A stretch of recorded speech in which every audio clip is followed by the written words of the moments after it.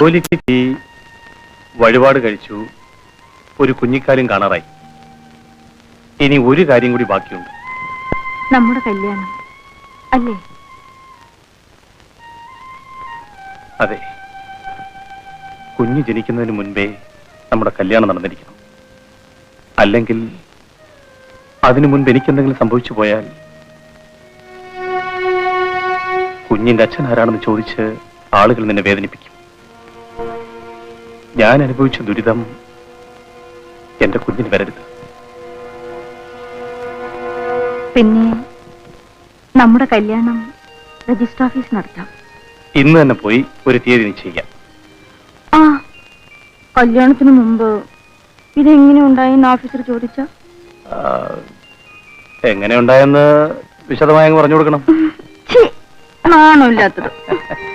പിന്നെ ഇതൊക്കെ അങ്ങനെ ചോദിക്കാൻ പോന്നെ?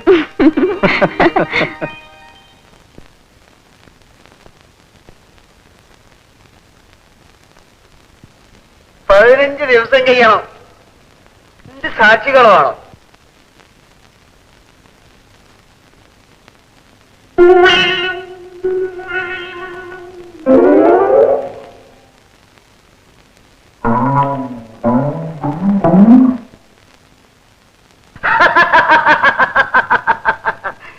എന്നാ 18-ാം തീയതി എന്നെ നടത്തി കളയാം. എന്താ അല്ലേ?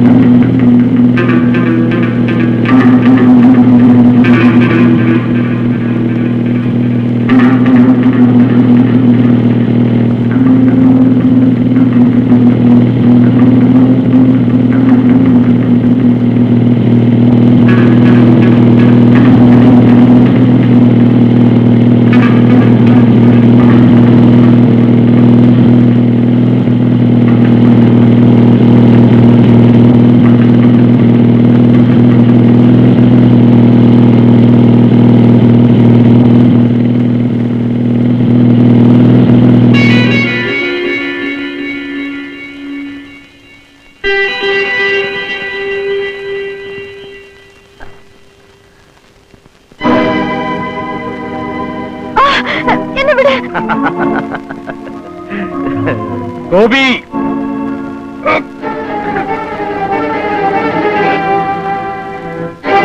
ഈ വേശ്യയുമായിട്ടുള്ള ശപഥം നിറവേറ്റാൻ വന്നതാണ്. എന്താണെന്ന് അറിയട്ടെ. കണ്ടോ, ഏതൊരു സ്ത്രീയും എന്നെ ഇത്രയധികം ആകർഷിക്കുന്നു. ഇങ്ങോട്ട് പാടി.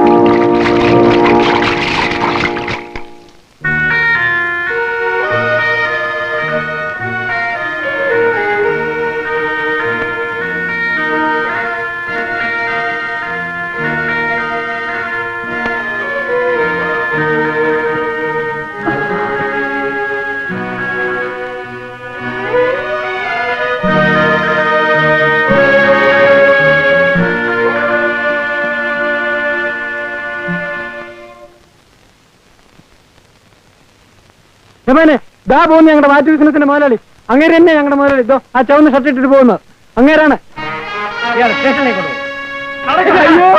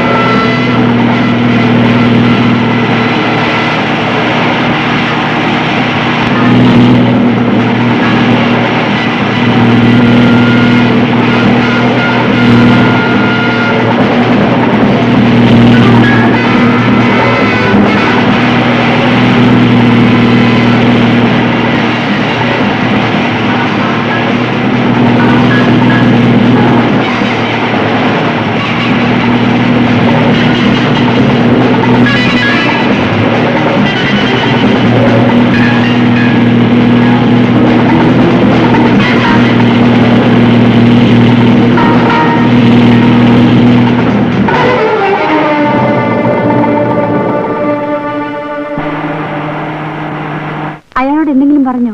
ഇല്ല മറിയ, ഞാനൊന്നും പറഞ്ഞില്ല.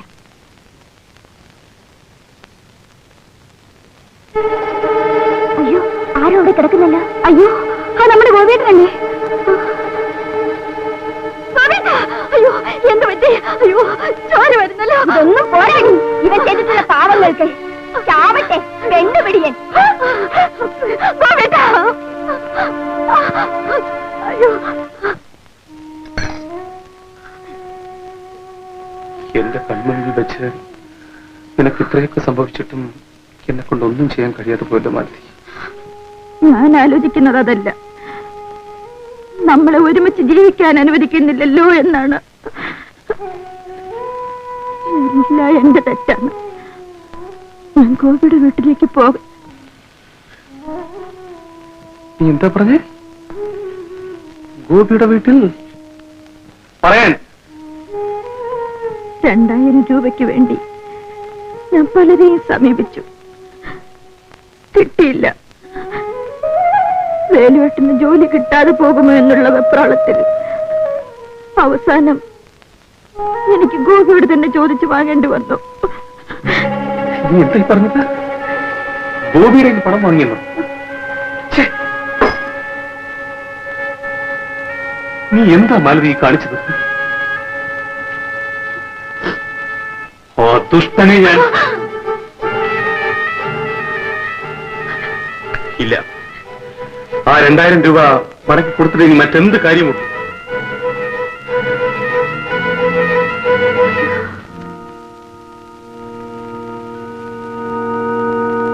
ഞാൻ അവശനായി കിടന്നപ്പോൾ ഒരു സ്ത്രീക്കും എന്നോട് സഹതാപം തോന്നിയില്ല. എല്ലാവരും എന്നെ കാർക്കിച്ചു തുപ്പിക്കൊണ്ടാണ് പോയത്. സ്ത്രീവർഗത്തെ ഞാൻ എത്രമാത്രം ദ്രോഹിച്ചിട്ടുണ്ടെന്ന് എനിക്കിപ്പോഴാണ് മനസ്സിലായത്. ഇന്നെന്നെ സ്നേഹിക്കാൻ നീ മാത്രമേ ഉള്ളൂ മറിയേ. ചേട്ടൻ കൂടുതൽ സംസാരിക്കണ്ട, ഉറങ്ങിക്കോളൂ. എങ്ങനെ ഉറങ്ങും? പോലീസ് നാലുപാടും എന്നെ അന്വേഷിച്ചുകൊണ്ടിരിക്കുകയാണ്. നേരിട്ട് ചെന്ന് പോലീസിനോട് കുറ്റമേറ്റു പറഞ്ഞാൽ ചിലപ്പോൾ പിഴ മാത്രം അടച്ചാൽ മതിയാവും. ചേട്ടൻ ധൈര്യമായിരിക്കൂ. എന്ത് ചെയ്തിട്ട് കൈ കൊള്ളത്തില്ല. അല്ല, ഇതാര് വേലു? വഴിതെറ്റി വന്നതായിരിക്കും. കല്യാണം കഴിഞ്ഞു, ആളങ്ങ് ഡള്ളായിപ്പോയല്ലോ വേലോട്ടാ. എനിക്ക് അത്യാവശ്യമായി 2000 രൂപ വേണം. 2000 രൂപ ചീട്ട് കളിച്ചുണ്ടാക്കാൻ വന്നതായിരിക്കും. തമാശ പറയടാ. എങ്ങനെയെങ്കിലും 2000 രൂപ ഉണ്ടാക്കും. എങ്ങനെയെങ്കിലും 2000 രൂപ.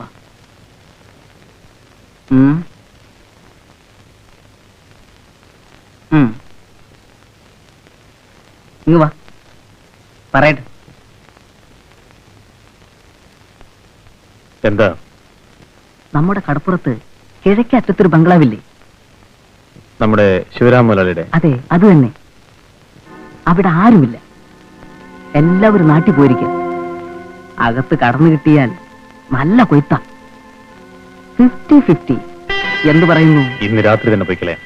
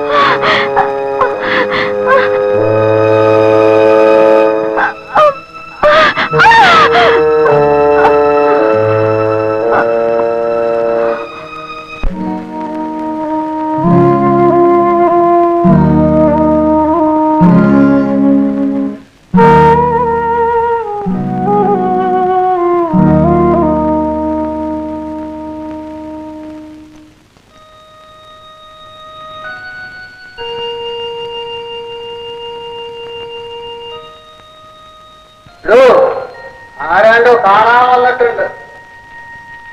ആരാ? ഗോവിന്ന കണ്ടാ പറഞ്ഞു. കാണാൻ മനസ്സിലൊന്ന് പോയി പറ.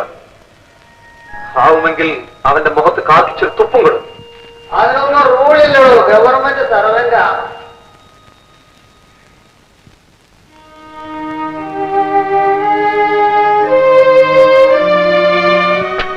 കാണാൻ മനസ്സില്ല എന്ന് പറഞ്ഞു.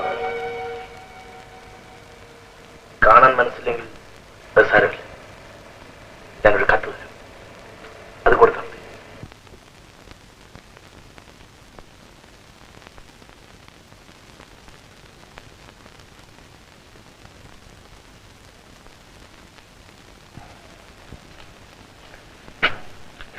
അയാള് ഞാൻ പറഞ്ഞത് കേട്ടില്ല. ഈ കത്ത് കൊടുക്കാൻ പറഞ്ഞു. എന്നിട്ട് ആര് വായിക്കാനാ? വേണമെങ്കിൽ ഞാൻ വായിക്കാം. ഓ, അതിന് റൂൾ ഉണ്ടായിരിക്കും. ദേവിയെ രമാൻ ഇവിടുന്ന് പോയി തരാം. നീ പണം കണ്ടിടാ, ഞാൻ പോയിക്കോടാം.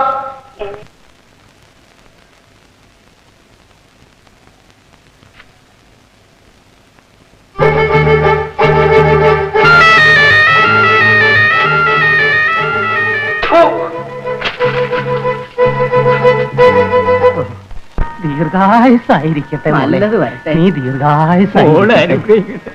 ദൈവം മോളെ അനുഗ്രഹിക്കും. എന്ത് നല്ല ബുദ്ധി, എന്ത് നല്ല.